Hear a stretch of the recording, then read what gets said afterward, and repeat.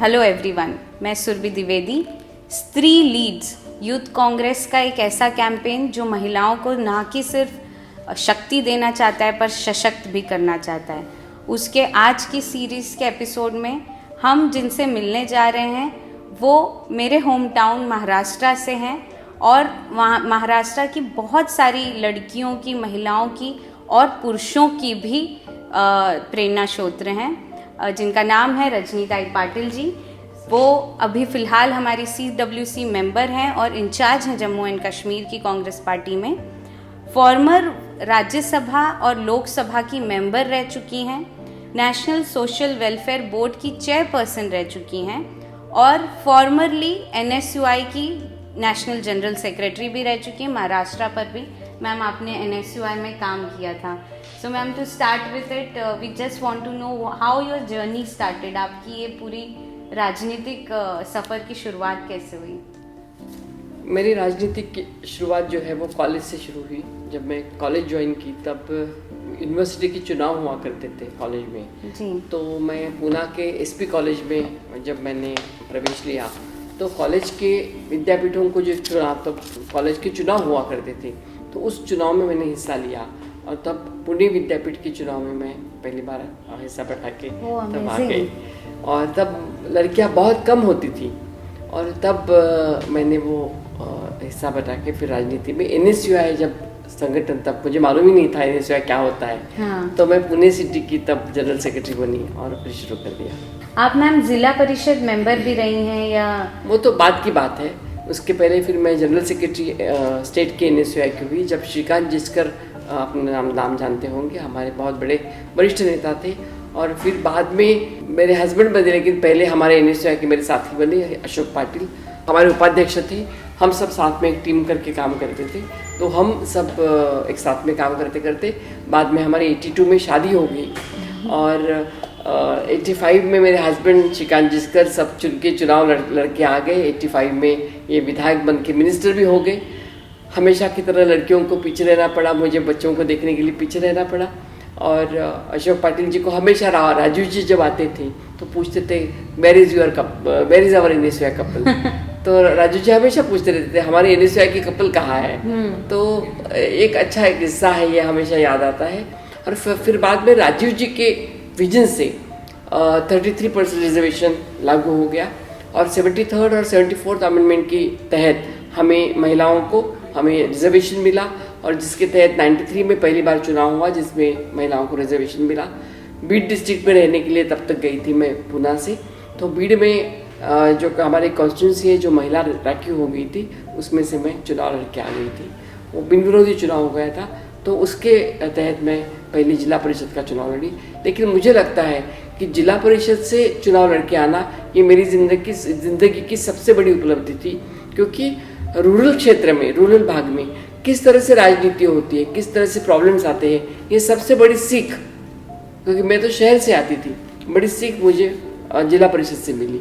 और राजनीति किस तरह से काम करती है, राजकारण, राजनीति, वो मुझे वहाँ से सीखने को मिला। Amazing ma'am. सो मैम, उस अभी फ़िलहाल इतनी सारी प्रॉब्लम्स आती हैं लड़कियों को ये मानने के लिए भी कि राजनीति उनके लिए बनी है, तो ऑफ कोर्स उस वक्त डिग्री ऑफ इश्यूज इससे ज़्यादा बड़े होंगे। तो मैम, कैसे आपने इसकी शुरुआत, आप कैसे समझ पाई कि आप राजनीति में आ सकती हैं? आपकी फैमिली बैकग्राउंड से आपको या आपकी फैमिली से क्या ऐसा सपोर्ट मिला that you felt that you should do it? देखिए, मेरी एक तो मेरे mother and father both they are very open minded.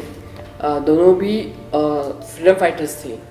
दो मेरी मदर वॉज कम्युनिस्ट पार्टी से बिलोंग करती थी, मेरे फादर वॉज ट्रू कांग्रेसमैन और दोनों भी बहुत बड़े स्वातंत्र सेनानी थे। मेरे ग्रैंडफादर थे, वो उनको तो फांसी पे चढ़ा दिया गया था।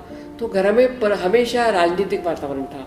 और जो IB चौहान, इस महाराष्ट्र के आपने नाम सुना होगा, यशवंतराव चौहान, तो उनका एजुकेशन मेरे घर में हुआ था। तो घर में पूरा जो माहौल था वो राजनीतिक था। चाहे हम राजनीतिक के बड़े क्षेत्र में नहीं थे, लेकिन घर में राजनीतिक माहौल और राजनीतिक ये गपशप रहते थे। बड़े बड़े लोग आते रहते थे, बड़े बड़े यानी तब के राजनीतिक जो बड़े बड़े क्षेत्र में काम करने वाले लोग जाते रहते थे। तो मुझे हमेशा लगा कि हमने करना चाहिए राजनीति। लेकिन घर में ऐसे कभी हमें ये, हम चारों बहनें ही थे, तो हमें कभी ये नहीं बताया गया कि तुम लड़की हो, तुम राजनीति नहीं कर सकती, ऐसे कभी बताया नहीं गया। अभी तक मुझे कभी ये महसूस नहीं हुआ, और भगवान की दुआ से आज तक मुझे ऐसे कभी, मेरी जिस पार्टी में मैं काम करती हूँ उसमें भी कभी मुझे ऐसा नहीं लगा कि लड़की है या महिला है इसलिए तुम पीछे रहो, ऐसे कभी किसी ने बताया नहीं। तो मैं यही बताना चाहूँगी कि कांग्रेस एकमेव पार्टी है कि जिसकी सोच में और जिसके आचार में कभी फर्क नहीं है। जो राजीव जी ने किया वही काम सोनिया जी ने किया, बल्कि उन्होंने 50% आरक्षण बढ़ाया, और वही सोच राहुल जी की भी है। तो यही पार्टी एक है कि जो आपको आपका आरक्षण दे सकती है, महिलाओं को आगे बढ़ा सकती है। नहीं तो यहाँ हम देखते हैं भारतीय जनता पार्टी वादे तो बहुत किए थे, हमें बताया था कि जब हम चुन के आएंगे तो महिलाओं को हम आरक्षण देंगे। अभी चुन के आने में क्या, उनको इतनी बड़ी हमने बहुमत दिया, लोगों ने बहुमत 300 से ऊपर जगह दी है, लेकिन अभी भी उनके मन में तो शिकायत तो है ही। हमने लेटर भी लिखा है सोनिया जी ने खुद लेटर लिखा 8 मार्च को, हमने उसके ऊपर राज्यसभा में बोला है बिल्कुल कि आपके जो मन में खोट है इसलिए आप दे नहीं रहे हो। आज न केवल हम, कांग्रेस हो, भाजपा हो, कम्युनिस्ट हो, हर पार्टी की महिलाएं चाहती है, आज लगा के बैठी है कि आप आरक्षण दे दो। बिल्कुल, विधायक हो, राज्यसभा हो, लोकसभा हो, हमें सबको दे दो, हमारा जो डिसीजन लेने का अधिकार है वो हमें दे दो, लेकिन वो नहीं देंगे आपको अधिकार। बहुत ही पेट्रियार्कल सोच जो है वो दिखती है गवर्नमेंट की, उनकी पॉलिसीज में। आरएसएस में महिलाओं को आवाज ही नहीं है, राहुल जी जो बोलते हैं सही है, वो तो मेंबर भी नहीं बन सकते। That is one thing that not many people know, that RSS actually doesn't even allow women to become a member. अगर आप RSS ज्वाइन करना चाहो तो आप मेंबर नहीं बन सकते। अगर आप एक महिला हैं तो उनकी सोच एकदम स्ट्रेट है कि अगर राजनीति में आना है तो ये सिर्फ पुरुषों का क्षेत्र है, महिलाओं का नहीं है, मतलब आप मेंबर भी नहीं बन सकते, लीडर दूर की बात है। स्त्री स्वातंत्र्य मारहती, यही उनका। जी बिल्कुल, और ये मेरे लिए बहुत बड़ी बात है मैम कि आज मैं आपके साथ बैठ पाई हूँ और ये पूरा कॉन्वर्जेशन कर पाई हूँ, क्योंकि मैं खुद महाराष्ट्र से हूँ, नॉन पॉलिटिकल बैकग्राउंड से हूँ, और आपके साथ अगर बैठ पाए, this is all because of the Congress party. And ma'am, Maharashtra is a very political state, वहाँ की राजनीति हिस्ट्री में भी हम सब पढ़ चुके हैं। तो ऐसे स्टेट से आप सिर्फ लोकसभा नहीं, राज्यसभा मेंबर भी बने, अभी CWC मेंबर भी हैं, तो आपको क्या लगता है, आपने बहुत कुछ देखा होगा अपनी जर्नी में ऑफ कोर्स, कि ऐसे क्या रीजंस है जिसके कारण महिलाओं का रिप्रेजेंटेशन या प्रतिनिधित्व राजनीति में इतना कम है? मुझे लगता है सुरभि, इसका कारण एक ही है कि ये जो मानसिकता है वो बदलनी चाहिए। जो हम मेंटालिटी जिसको बोलते हैं, मानसिकता हमारी अभी तक वो नहीं हुई है। लास्ट टाइम आपने देखा होगा जब मनमोहन सिंह जी की सरकार में जब ये नहीं बनाया, सब लोगों ने विरोध किया यूपीए की गवर्नमेंट में, तब भी सोनिया जी की पहल से ये राज्यसभा में ये प्रस्ताव मंजूर किया गया और वो वैसे ही वहाँ पे लटक गया।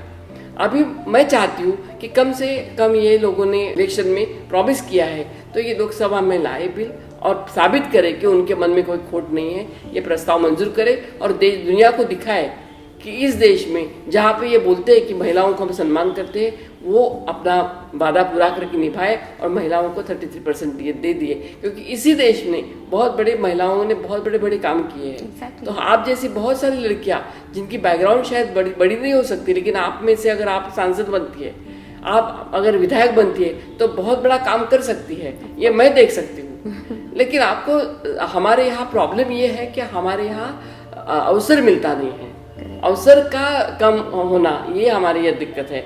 और इतना प्रॉब्लम यही है कि हमें अगर कोई भी सर्वसाधारण परिवार से कोई चाहता है कि हम विधायक बने या सांसद बने, तो उनको लगता है ये मेरा काम नहीं, इतना बड़ा पैसा मैं कहाँ से लाऊंगा या लाऊंगी। इसलिए आवश्यक है कि मानसिकता चेंज करे और महिलाओं को आने की उपलब्धि अवसर उपलब्ध करके दे दे। बिल्कुल सही कहा मैम। आज के टाइम पे राजनीतिक सिनेरियो जो बना है देश में, जिस तरीके से सरकार के उतर चढ़ाव कर दिया जाता है, पूरा मैंडेट होने के बाद भी सरकारें गिराई जाती है, तो ऐसे में बहुत सारे लोग हैं जो सोच रहे हैं राजनीति तो नहीं कर पाएंगे।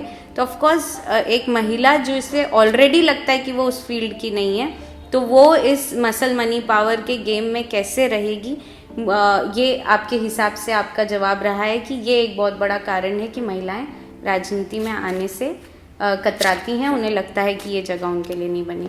मैम आगे जाते हुए बस मैं यही कहना चाहूँगी कि आपका क्या मैसेज होगा स्त्री लीड्स के द्वारा बहुत सारी यंग विमेन जो हैं वो यूथ कांग्रेस को ज्वाइन कर रही हैं। आप सभी का स्वागत है जिन्होंने अभी तक हमें ऑलरेडी ज्वाइन किया है। और इसके अलावा मैम आपको क्या कोई मैसेज अगर देना हो उन एमर्जिंग यंग लीडर्स को तो प्लीज़। मैं सुरभि आपको और आपके टीम को और कृष्णा जी और आपके जो श्रीनिवास जी हैं उनका अभिनंदन करना चाहती हूँ कि जिस तरह यूथ कांग्रेस को आप लोग आगे बढ़ा के जा रहे हैं, और ख़ास तौर पे ये जो स्त्री लीड्स हैं ये बहुत ही आवश्यक चीज़ थी, क्योंकि जब तक आपने जो गांधी जी ने बोला है कि जब तक महिलाओं को आप साथ में नहीं लेंगे, स्त्री के सहभाग के बिना हर बदलाव अधूरा है, ये गांधी जी ने बोला था कि जब तक आप महिलाओं को साथ में नहीं लेंगे तो कोई भी बदलाव नहीं कर पाओगे। आप महिलाओं को लेने की जो भाषा यूथ कांग्रेस वाले कर रहे हैं, जब तक आप उनको नहीं साथ में लेंगे तो फिर कोई भी बदलाव आप नहीं कर पाओगे। मुझे लगता है जो जिस तरह से यूथ कांग्रेस आगे बढ़ते जा रही है, हर किसी चीज़ के ऊपर आवाज़ उठा रही है, मुझे लगता है आगे का जो क्रांति का जो आगे का बदलाव आएगा वो सिर्फ आपके यूथ कांग्रेस के लड़के और लड़कियां ही कर पाएगी, और उसके लिए हम आपके साथ खड़े हैं। Thank you so much ma'am. जैसा कि मैम ने कहा उससे यही पूरा एक कंक्लूजन निकलता है कि बिल्कुल महिलाओं के लिए, लड़कियों के लिए भी राजनीति बनी है।